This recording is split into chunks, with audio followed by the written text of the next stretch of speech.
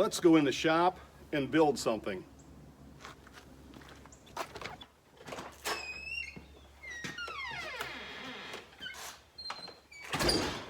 Today, we're going to be pouring lead to make walleye jigs. So here's what I use to make my jigs. This is a Lee Production Pot 4. And then I have several molds, 5/8, ½ ounce, 3/4 ounce, and 1 ounce.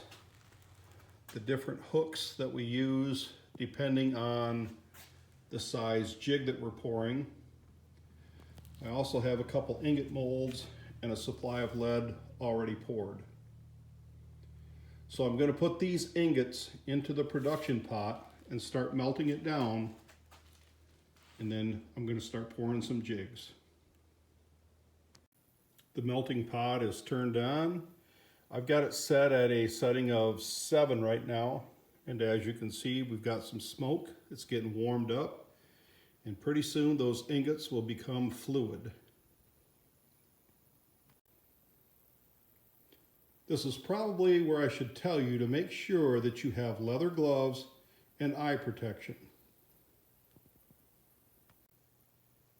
I put the mold on top of the melting pot because the melting pot is hot and you want that mold to get hot as well so that the lead will flow smoothly into the mold.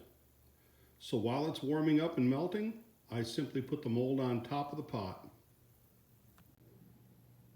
We all have prototypes of things that we build that we think is going to work well, but it doesn't. In this case, this was a rod holder that I made that didn't turn out so well for ice fishing, so it's been repurposed into a holding rack for the jigs. You'll see it being used here shortly.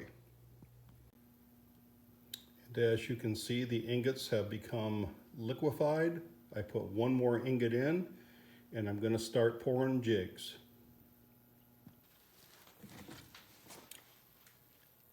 Okay, the thing about preheating this mold is that even though it's been up there and it's getting warm, it still is not warm enough for the lead.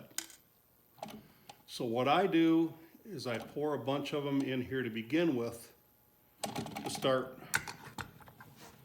warming up the mold. Now I will take those and dump them back in, maybe run through 2 or 3 times until I get that mold hot enough that I'm happy with the results of the lead flowing into the mold. We have the mold hot enough now that I'm going to start pouring jigs. These are going to be the 1 ounce jigs. And what I use is a 4/0 red sickle hook. I will close up this mold and start pouring.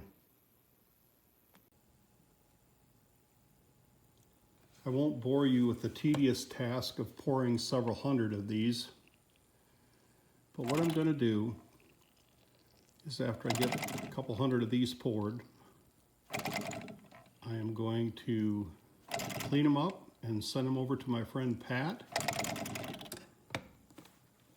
Pat will paint them and then send them back to me.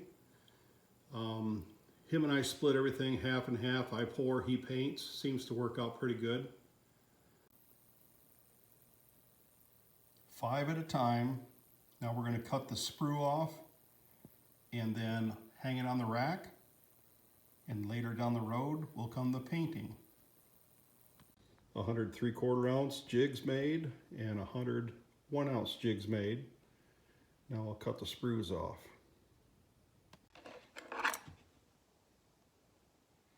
I found the easiest way to remove that sprue is simply take a pair of channel locks, grab onto it firmly, and then twist the jig back and forth, and it'll break off.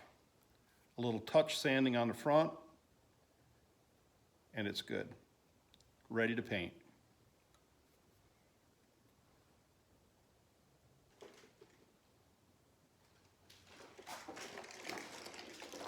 The finished jigs are here, painted, completed, ready to go fishing with them whenever we can. So let's take a look at them. The front ones are the 3/4 ounce, the back case is the 1 ounce jigs.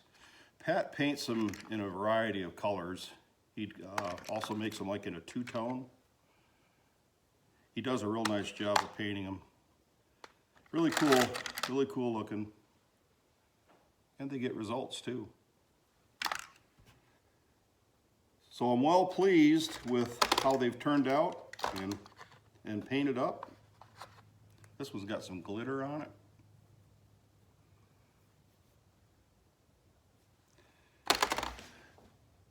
Ready to use on Detroit River.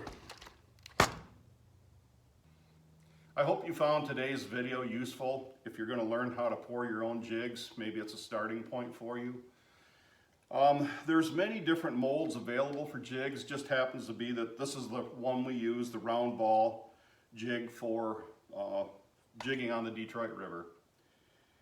A special thanks to Pat for painting these up. It's nice to have friends that have talents. Until the next time, folks, thank you for watching. Take care, and God bless.